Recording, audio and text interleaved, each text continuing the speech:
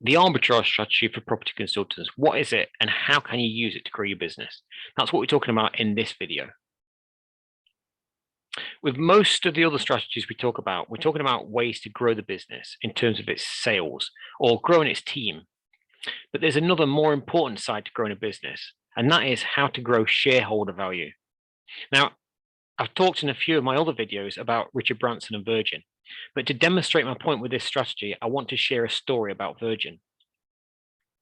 So back in 1992, he sold Virgin Records for 500 million. But since selling that business, he's been reported as saying up until that point, the Virgin Group was always on the verge of bankruptcy. He only became wealthy when he sold that business. Now, I'm not talking about you selling your business, but I am talking about how to increase the value of your shares. Because if you're going to grow your business, then each strategy you use should be measured on its success according to how much value it added to the business. This is the key metric that you should use to measure its success. So how do you grow share value? To answer this, we have to look at two areas. The normal way of valuing your shares is based on a multiple. And in most businesses, that will be a multiple of profit. But in some businesses like software or property investment, it can be a multiple of revenue. Now, the bigger the business is, the bigger the multiple is too. And this goes up in bands. So without thinking about the actual multiple for your type of business, let's say the business has less than 1 million in revenue. So the multiple might only be 1 times profit for that. In other words, if your business has 100,000 in profit, then the value would be 100,000. The next band will be between 1 million and 2 million revenue, and the multiple might be 2 times profit for that band. The third band would be between 2 and 5 million, and that might have a 3 times multiple. And so the multiple grows as the business gets bigger. Now, the other factor with the value of shares is about how easy it is to sell them.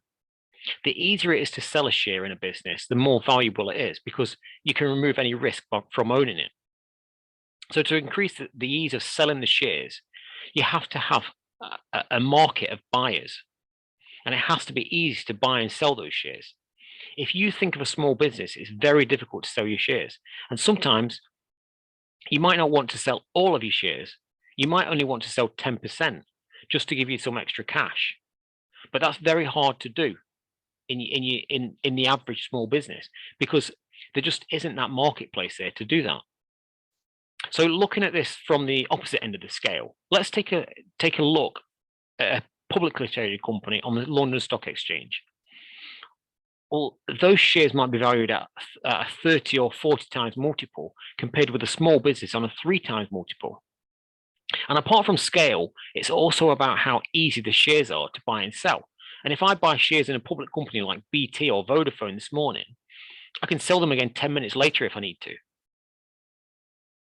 Whereas if I buy shares in a small local business, there's a strong chance I'll never get my money back because I'll need to find a buyer.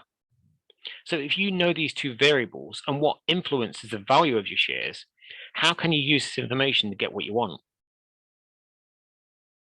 Well, let's say you've got your business and your friend also has a similar business, the same size, same revenue, same profit levels.